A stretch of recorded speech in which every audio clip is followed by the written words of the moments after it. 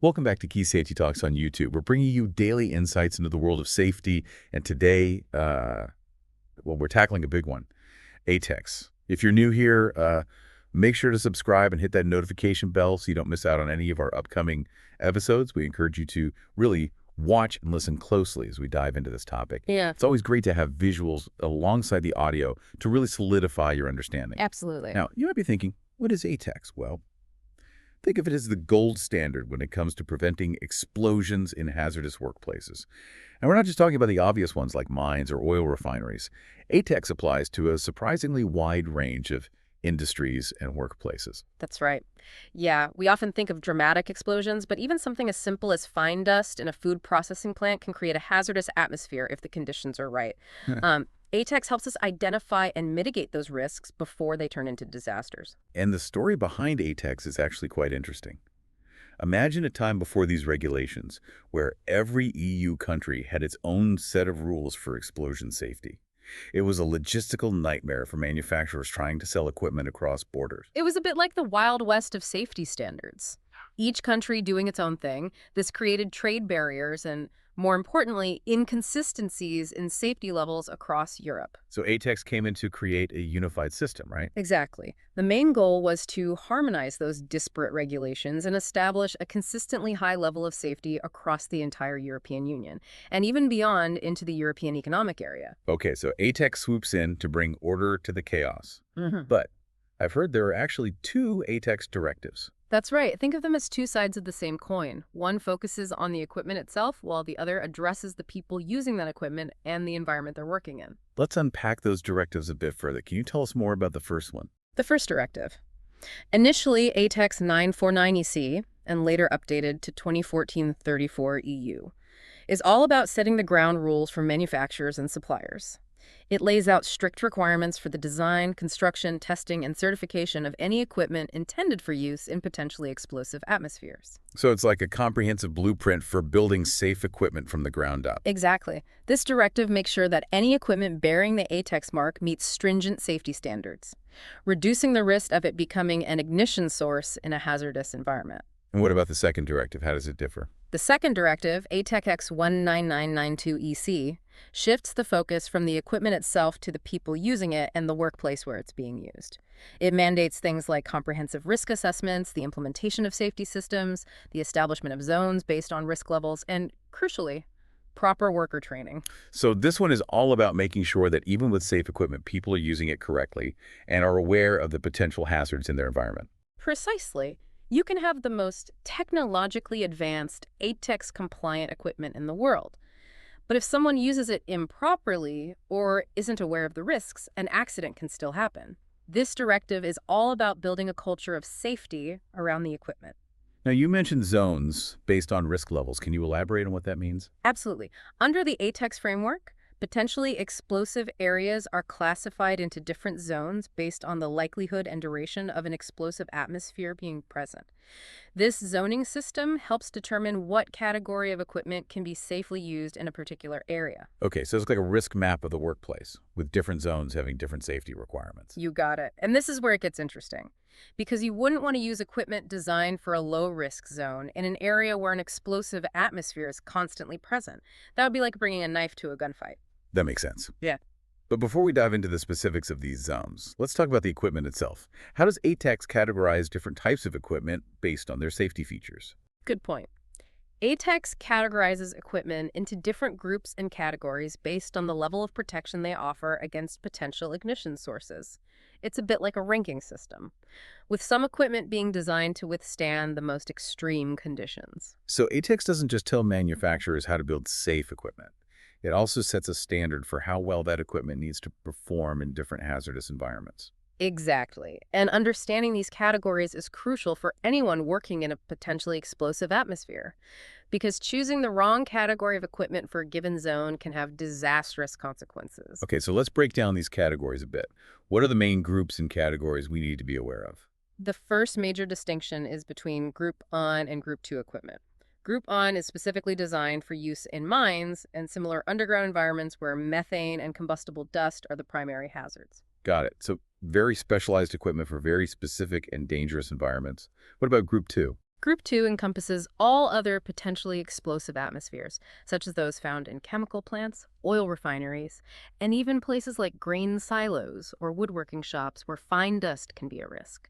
Wow, that's a much broader range of environments than I initially imagined. It is, and within each of these groups, there are further categories that indicate the level of protection the equipment offers. Category 1 equipment provides the highest level of protection, designed for areas where explosive atmospheres are likely to occur frequently or for extended periods. Think of those danger zones we talked about earlier. So category 1 is like the heavy-duty explosion-proof champion. Exactly. Then we have Category 2 equipment, which offers a high level of protection, but is intended for areas where explosive atmospheres are less likely to occur, perhaps only occasionally during normal operation. So still a high level of safety, but maybe not designed for constant exposure to those hazardous conditions. That's right. And finally, we have Category 3 equipment, which provides a standard level of protection for areas where explosive atmospheres are unlikely to occur but are still lossable. These are typically your lowest risk areas.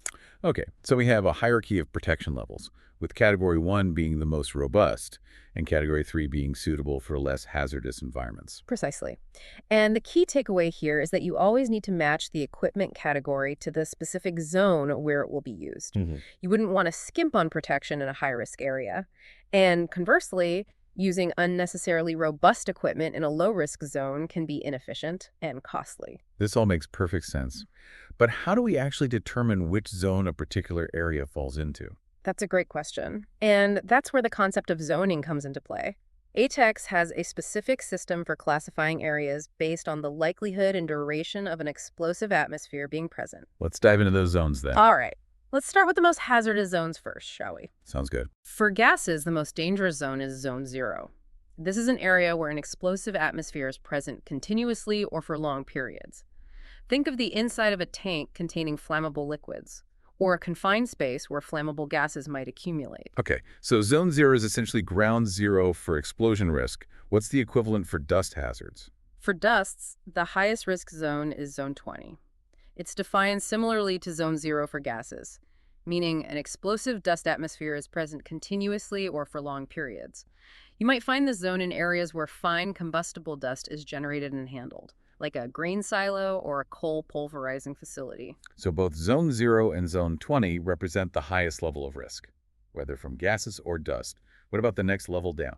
The next level down for gases is Zone 1. This is an area where an explosive atmosphere is likely to occur in normal operation. Think of areas around filling points for flammable liquids, or near equipment that might leak flammable gases. So not constant exposure, but a significant risk nonetheless. What's the equivalent for dust? For dusts, we have Zone 21, which mirrors Zone 1 for gases.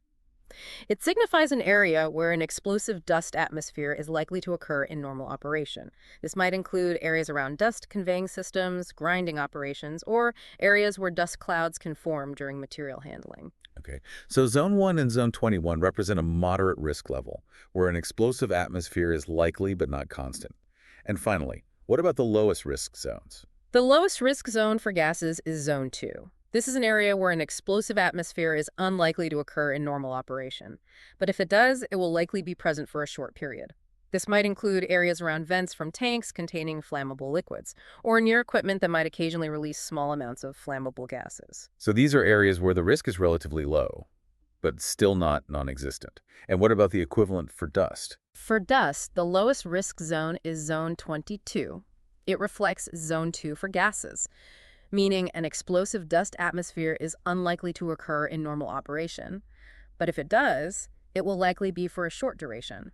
This might include areas where dust settles on surfaces, but is not typically airborne in significant concentrations. Okay, that makes sense. So we have this clear hierarchy of zones, ranging from the most hazardous Zone 0 and Zone 20 to the least hazardous Zone 2 and Zone 22. Exactly. And this zoning system, combined with the equipment categories we discussed earlier, forms the foundation for ATEX compliance. It's all about understanding the risks in each zone and selecting equipment with the appropriate level of protection. And I imagine this is where those comprehensive risk assessments come into play, right? Absolutely. Conducting a thorough risk assessment is crucial for identifying potential hazards, classifying areas into the appropriate zones, and selecting the right equipment for each task. So it's not just about picking equipment off a shelf. It's about carefully analyzing the workplace and making informed decisions based on the specific risks present. Exactly. And this is where experience and expertise really come into play.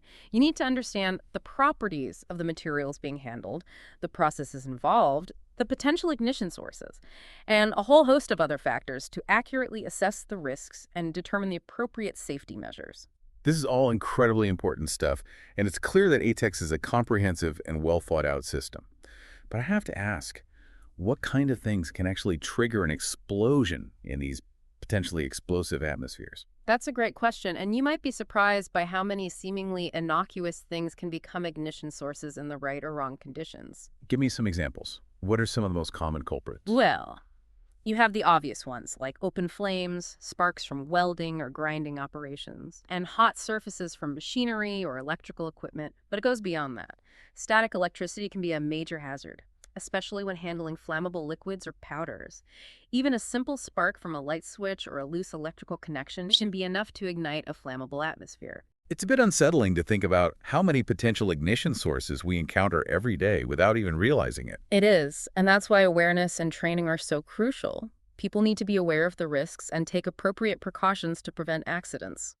Something as simple as wearing static dissipative footwear or using intrinsically safe tools can make a huge difference. This all makes perfect sense, but it sounds like a lot to keep track of. Are there any resources or guidelines available to help people navigate the complexities of ATEX? Absolutely. And that's where harmonized standards come into play. These are detailed technical documents that provide specific guidelines and requirements for meeting the objectives of the ATEX directives. They cover a wide range of topics, from the design and testing of equipment to the installation and maintenance of electrical systems in hazardous areas. So these harmonized standards are like the instruction manuals for ATEX compliance. That's a great analogy. They provide the nuts and bolts of how to apply the principles of ATEX in practical situations. One of the most widely used sets of standards is the EN 6R079 series, which covers a vast array of equipment and protection techniques for explosive atmospheres. So they're like the go-to guides for anyone involved in designing, manufacturing, installing, or using equipment in potentially explosive atmospheres. Precisely. They provide a common language and framework for ensuring consistency and safety across different industries and countries. This is all incredibly fascinating and definitely eye-opening. But before we delve too deep into the technical weeds, let's take a step back and look at the bigger picture. Sounds good. Why is ATEX so important? What are the real-world implications of these regulations? That's a great question. And to answer it, I think it's helpful to look at some real-world examples of what can happen when things go wrong. Unfortunately, history is full of tragic accidents that highlight the devastating consequences of overlooking safety precautions in hazardous environments. I completely agree. Sometimes those real-life stories hit home in a way that abstract regulations simply can't. Exactly. And while it's difficult to talk about these incidents, I think it's important to learn from them and understand the human cost of neglecting safety. So, let's take a look at some of these cautionary tales and see what lessons we can glean from them. Sounds good. Let's do it. One of the most well-known industrial disasters, the Flixborough disaster of 1974, really highlights the devastating consequences of overlooking seemingly small details. Oh, I remember reading about that one. It was a chemical plant in the UK, right? That's right. The incident involved a temporary bypass pipe that was installed to keep production going after a reactor failure. Sadly, this bypass wasn't properly designed or supported, and it wasn't assessed for potential explosion risks. As a seemingly minor modification ended up having catastrophic consequences. Exactly. The bypass pipe ruptured, releasing a massive cloud of flammable cyclohexane vapor. This vapor cloud quickly found an ignition source, and the resulting explosion was devastating. It killed 28 people, seriously injured 36 others, and caused widespread damage to the surrounding area. It's a stark reminder that even temporary modifications need to be treated with the same level of care and attention as permanent installations. Absolutely. And that's one of the key takeaways from the Flixborough disaster. Never underestimate the potential risks, no matter how small or temporary a change might seem. Always go through a proper risk assessment and ensure that any modifications comply with ATEX regulations. It's easy to get complacent, especially when you're under pressure to keep things running. But that's when accidents are most likely to happen. Exactly. And that's why having a strong safety culture is so important. It's about creating an environment where everyone, from the top down, prioritizes safety and feels empowered to speak up if they see something that's not right. That makes sense. But let's talk about another example. I know you mentioned the Texas City refinery explosion earlier. Ah, yes. The 2005 Texas City refinery explosion. This one was a tragic reminder of the importance of process safety management in preventing explosions. Can you remind me what happened there? Certainly. A series of process safety failures led to a hydrocarbon tank being overfilled. Now, you might think, okay, an overfilled tank, what's the big deal? But remember, we're talking about highly flammable liquids and vapors. Right. So even a seemingly routine operation can become incredibly dangerous if proper procedures aren't followed. Exactly. And in this case, the overfilled tank released a massive amount of flammable liquid and vapor, which quickly found an ignition source. The resulting explosion was incredibly powerful, tragically killing 15 workers and injuring over 180 others. It's heartbreaking to think about the loss of life and the impact on the families and community. It is, and it underscores the importance of having robust process safety systems in place. This includes things like clear operating procedures, proper training for operators, well-maintained equipment, and systems for detecting and responding to abnormal conditions. So it's not just about having ATEX-compliant equipment. It's about integrating that equipment into a comprehensive process safety management system. Exactly. ATEX provides the framework for equipment safety. But process safety management ensures that those safeguards are effectively implemented and maintained over time. Okay.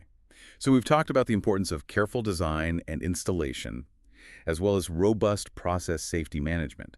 Are there any other key lessons we can learn from these past incidents? Absolutely. One of the most important lessons is the need for effective emergency planning and response. Even with the best safety measures in place, accidents can still happen.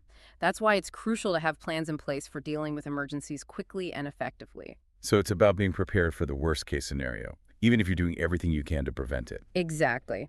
A well-designed emergency plan can help minimize the damage and potentially save lives in the event of an explosion or other major incident. This includes things like having clear evacuation procedures, trained emergency response teams, and effective communication systems. I imagine having well-maintained safety equipment, like fire suppression systems and emergency shutdown devices, is also crucial in those situations. Absolutely. Regular inspections, testing, and maintenance of safety equipment are paramount. Yeah. You don't want to find out that your fire suppression system is malfunctioning when you actually need it. Okay. So we've covered a lot of ground here. We've talked about the importance of careful design and installation, robust process safety management, and effective emergency planning. Yeah. Are there any other key takeaways you'd like to emphasize? Yes. There's one more that's absolutely critical, and it ties back to something we discussed earlier, the human factor. Oh, you're talking about that safety culture again. Exactly. Having ATEX-compliant equipment and robust procedures is only part of the equation. The human element plays a huge role in safety. We need to create a culture where everyone is aware of the risks, understands their responsibilities, and feels empowered to speak up if they see something that's not right. So it's about going beyond just following rules and creating an environment where safety is truly valued and prioritized by everyone. Exactly. This includes things like encouraging open communication, providing comprehensive training, recognizing and rewarding safe behaviors, and fostering a sense of shared responsibility for safety. It sounds like a lot of work, but I can see how it would pay off in the long run. It definitely does. A strong safety culture can dramatically reduce the likelihood of accidents and create a more positive and productive work environment. Well, I think that's a great place to wrap up this part of our discussion. We've covered a lot of ground, from the technical aspects of ATEX to the importance of human factors in creating a safe workplace. It's been a great discussion, and I hope our listeners have gained a better understanding of the complexities and importance of ATEX. Me too. And I think it's safe to say that ATEX is much more than just a set of rules and regulations. It's a comprehensive approach to safety that encompasses equipment, processes, and most importantly, people. I couldn't agree more. Now, I know we talked about some real-world examples of what can happen when things go wrong, and those stories can be quite sobering.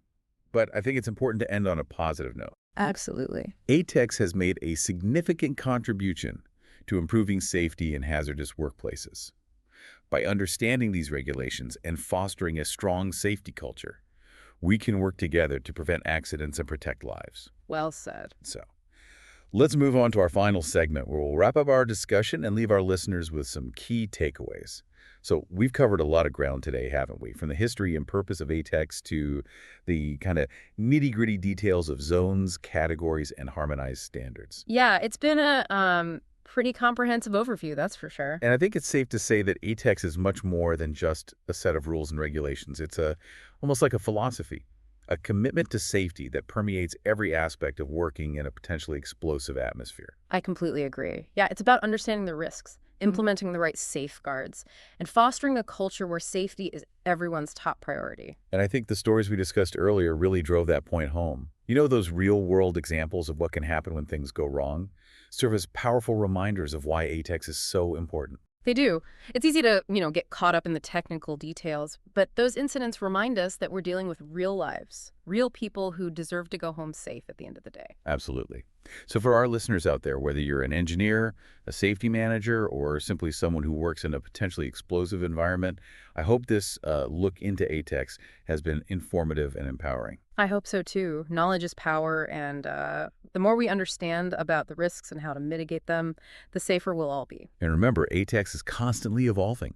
New technologies emerge, new hazards are identified, and the regulations are updated to reflect those changes. So it's crucial to stay informed and up to date. That's a great point. Yeah, don't just rely on what you learned today. Make sure you're consulting the latest versions of the ATEX directives and harmonized standards. And, seek out expert advice when needed.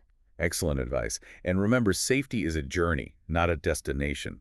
It's an ongoing process of learning, adapting, and improving. Well said. And it's a journey we need to take together. Everyone has a role to play in creating a safe working environment. Couldn't agree more. So, on that note, let's wrap things up. Any final thoughts for our listeners before we sign off? Just this. Don't underestimate the power of a strong safety culture. It's the glue that holds everything together. Foster open communication, encourage feedback, and empower everyone to be a safety champion. Excellent advice. Well, that brings us to the end of another episode of Key Safety Talks. It's been a pleasure joining you today. Thanks for sharing your expertise with us. And for our viewers, thanks for tuning in. Don't forget to subscribe to our channel for more informative safety discussions, and be sure to check back tomorrow for our next episode. Until then, stay safe out there.